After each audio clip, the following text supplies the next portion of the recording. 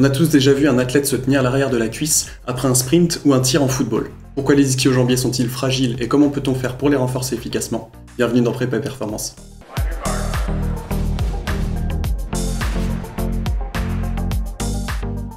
Les ischio-jambiers sont un ensemble de 3 chefs musculaires, le semi-tendineux, le semi-membraneux et le biceps fémoral. Ces 3 muscles sont antagonistes aux muscles les plus puissants du corps, les quadriceps. Ils connaissent donc une tension opposée très importante. De plus, les ischio-jambiers sont biarticulaires. Ils entrent à la fois en jeu dans l'extension de la hanche, mais aussi dans la flexion de genou. Ils ont donc un double rôle dans les mouvements du corps humain et c'est un point souvent oublié dans les exercices de renforcement musculaire. Ils sont très sollicités lors des réceptions qui suivent un saut afin d'amortir le poids de corps. Leur rôle est alors excentrique, c'est-à-dire qu'ils vont s'étirer comme des ressorts pour amortir la réception. C'est cette façon d'être sollicité qui va rendre les ischio-jambiers fragiles. Si mes ischio-jambiers ne sont pas prêts à être étirés de façon importante et que je leur impose de fortes contraintes, ils risquent de craquer. C'est souvent le cas lors d'un claquage ou de façon plus importante d'une déchirure musculaire. Les situations courantes de blessures aux ischios vont être lors d'une flexion de hanche maximale en cycle avant en sprint, où l'allongement est très important. Comme expliqué précédemment lors de réception de saut, avec un effet ressort, et donc, encore une fois, un allongement des ischios. Enfin, il existe également des cas plus particuliers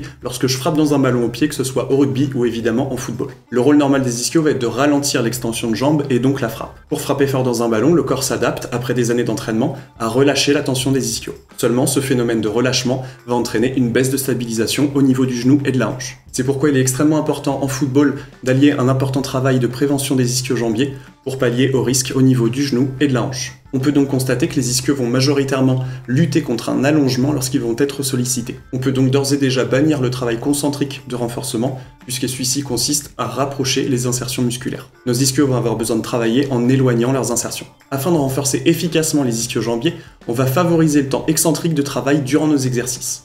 Différentes variantes vont être réalisables sur le leg curl par exemple, à travers un travail en 1-3 où l'on réalisera 3 fois plus de temps sur le travail excentrique que sur la phase concentrique. Dans une même logique, il est possible de réaliser la phase concentrique à 2 jambes et la phase excentrique sur une seule. Attention évidemment à bien adapter la charge de travail, qui devra être légère à 2 jambes puisque 2 fois plus importante lorsque l'on ne travaillera plus que sur une seule jambe. D'autre part, il va être important d'allier un travail pliométrique aux séances afin d'habituer notre organisme aux réceptions de saut et donc nos ischios à des étirements importants. Faire varier les hauteurs, les surfaces de réception, ainsi que le nombre de sauts effectués va permettre de diversifier le travail réalisé. Je consacrerai très prochainement une vidéo complète au travail pliométrique afin de mieux le comprendre et le mettre en place. Des études ont montré que lors d'une course à vitesse légère, la sollicitation des ischios n'est pas suffisante pour les échauffer. Il ne faut donc pas penser que parce que j'ai couru 15 minutes, je suis prêt à courir à vitesse maximale ou à shooter dans un ballon. Je vous conseille donc 3 méthodes pour bien échauffer vos ischios avant n'importe quelle séance d'entraînement ou compétition. Dans un premier temps, et pour un réveil des muscles en douceur, il est intéressant de procéder aux méthodes d'échauffement russe. L'idée de cette méthode est de pomper du sang vers les muscles pour les chauffer rapidement. Pour pomper de façon importante, il s'agit de cumuler différents régimes de contraction. Ici, on privilégiera des résistances concentriques puis excentriques face à une résistance légère. Par 2, on peut facilement opposer une résistance légère avec les mains, d'abord lors d'efforts concentriques. Le pratiquant va alors chercher à réaliser un talon-fesse, tandis que la deuxième personne opposera une résistance au mouvement. Dans un second temps, le pratiquant opposera une résistance légère au retour de sa jambe en extension complète, dont son partenaire cherchera quant à lui à l'allonger. Attention, le but n'est pas de chercher coûte que coûte à que la jambe ne bouge pas, mais bien de contrôler le mouvement pour un allongement progressif de la jambe jusqu'à l'extension complète. Si l'on est seul, on peut sans souci opposer le travail de chaque jambe, afin d'avoir l'une d'elles qui travaille en excentrique et l'autre en concentrique. Dans un second temps, il ne faut pas lésiner sur la course en marche arrière. En effet, le fait d'aller chercher vers l'arrière va entraîner une extension de hanche dont les ischios sont acteurs. Là encore, on va pouvoir facilement faire monter l'intensité de l'exercice, puisqu'il s'agira petit à petit d'accélérer les déplacements vers l'arrière. Dernier exercice bien connu de tous et qui prend donc tout son sens, le talon-fesse. Beaucoup d'athlètes ont toujours réalisé des talons-fesses par habitude, sans pour autant se poser la question de leur intérêt. La flexion de genou va mettre en jeu les ischios. Il ne faut pas hésiter à varier les positions de genoux lors de la réalisation pour modifier le niveau de sollicitation des ischios.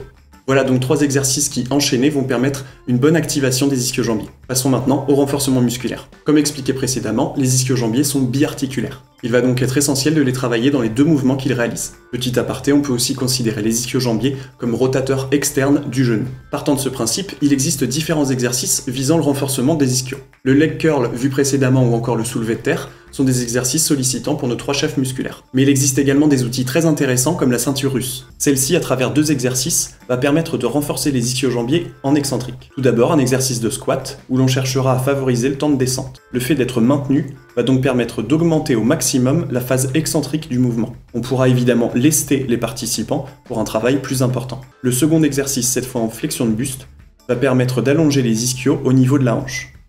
Dans une même logique, on pourra lester nos participants comme pour un exercice de good morning.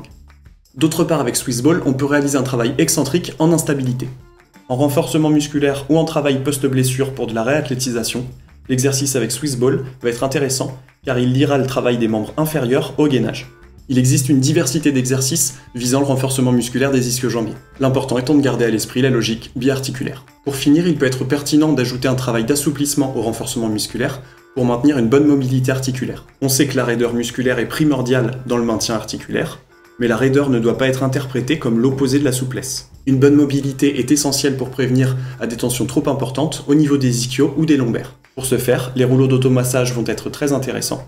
Ils ont d'autres intérêts que je vous présenterai prochainement dans une vidéo dédiée, mais dans un but de maintien d'amplitude et d'assouplissement musculaire, il peut être intéressant de l'utiliser entre vos séances d'entraînement. Pour conclure, les ischios vont jouer un rôle majeur dans la stabilité du genou et de la hanche. Ils sont constamment étirés et doivent être renforcés de cette façon. Bien les échauffer à travers de la course arrière et des résistances légères permet une bonne activation pré-séance. Enfin, on préférera un renforcement musculaire à partir d'un travail excentrique et pliométrique. C'est tout pour aujourd'hui, j'espère que cette vidéo sur la prévention blessure au niveau des ischio-jambiers pourra vous être utile. Comme d'habitude, si vous avez apprécié le contenu, n'hésitez pas à partager, liker et suivre notre page. On se retrouve très prochainement pour du contenu de prévention blessure et d'ici là, entraînez-vous bien. Salut!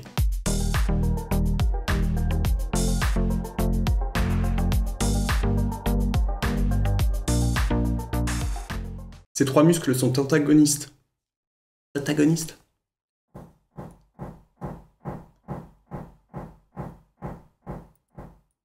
Ici, on privilégiera